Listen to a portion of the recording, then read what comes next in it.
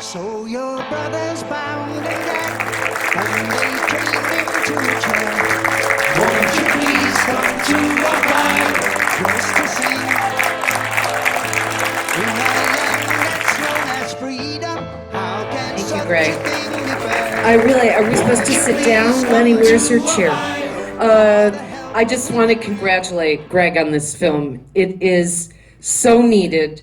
And over you say in the film at that really nadir where you say, I can't do this, America won't tell this story. I mean, it's an American story. It's the continuation of our history of the march to liberation. And the only story of integration and living together that the world needs so badly now, because clearly Europe is going through a right-wing xenophobic stage. And the other things that we don't hear about, I mean, we have known, you know, the North Koreans think they're pure and the South Koreans are dirty. I mean, there's so much discrimination between types of people, and we were on our way with Martin Luther King. And I know from election integrity that I work on, by the way, this is a bill that Representative Hank Johnson is introducing, HR 6072, to do a lot of stuff. There's some good and there's some bad, and going to get rid of electronic voting machines, going to mandate a paper ballot. And one of the things I must say, Greg, and this is probably your work, because that's what got stuffed into this. I know the people who helped write the legislation. And there now has to be the list posted for 60 days on the internet. If you're on a purge list, it has, your Secretary of State has to say, here it is, it's going to be up for 60 days. If you have a problem with it, then you got to tell me and you won't be purged. Now, it's a nice, yes, it's good, it's an improvement, but we all know that how it's implemented will be the whole deal. And if it's one little postcard or, you know, it's on the internet, but how many people have computers? How many people are sitting around, so, you know, can pay that monthly fee and surf the internet or get to a public library? How are they going to know? So there's an awful lot about the income inequality gap in this country that makes our election officials think that a solution is a solution for everybody, but at this point it's really not. Things are much worse than they know, and you captured it beautifully, Greg. So congratulations on this film. And yeah, I mean, Progressive Democrats of America is very much into trying to get federal solutions to election reform to not look like the Help America Vote Act, which was the Hack America's Vote Act, and, you know, sent us down a horrible, horrible road of election fraud after the stolen election of 2000. But Greg, you are so much a part of the solution, and it's going to change because of guys like you. Yay! I'm glad you're back in America. Thank you. And the primary, I did write and speak about what happened in the primary. I didn't take any side in that primary, but I did fairly careful calculations with the material from the Secretary of State's office. By the way, it's October almost, and there's, what, 1 million votes still uncounted, untallied, as they say. It was worse than anything I've seen in Mississippi, and I said so. And the Washington Post, which has previously praised my work, but because now is saying that the Democratic Party establishment, Jerry Brown and Padilla, your Secretary of State, a really creepy guy.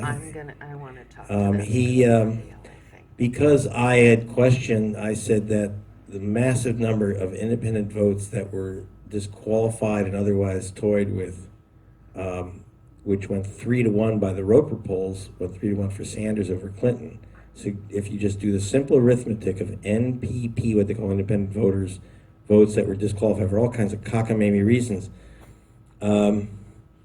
Sanders probably, I can't read into every ballot, but probably won the California primary. And the Washington Post wrote, Greg Palast, respected journalist, has lent his name to conspiracy theories that Bernie Sanders won. And then when I suggested, why don't you call me and get the numbers, here's my cell phone, journalists in Britain, if I don't call a target of a story and call them up, I literally lose, not only do I lose my job, but it's against the law. I'm subject to criminal action if I don't call someone. And I said, here's my cell phone number if you have any questions. 2 weeks later, they ran another article and didn't call me at all, attacking me. So I've been under the gun for this. I would love to add it all into the film, but if to go backwards into the primary in the middle of finishing this film would have been just more than the film could handle. It's already on the edge of too long, and I don't want to make it later. I didn't want to come out on December 11th, you know. So, you know, yeah, I grieve for everything that's not in the film, believe me. And so we're not done. Actually, my producer, wonderful producer, genius, Dave Ambrose, man, he was here yesterday. He just flew out this morning to New York, and he said, we're going to do a short on the California primary. And I said, no! Nothing. But I know she'll make me do it. So the boss is going to make me do it. So there you go. Here's Mimi on the California primary. Well, yeah, what I want to make, coming from this film, the point that I want to make is fighting election theft is whack-a-mole. And we have 50 states, 7,000 jurisdictions. I have learned that the only way to get a mallet in your hand to be prepared to play whack-a-mole is by being a poll worker.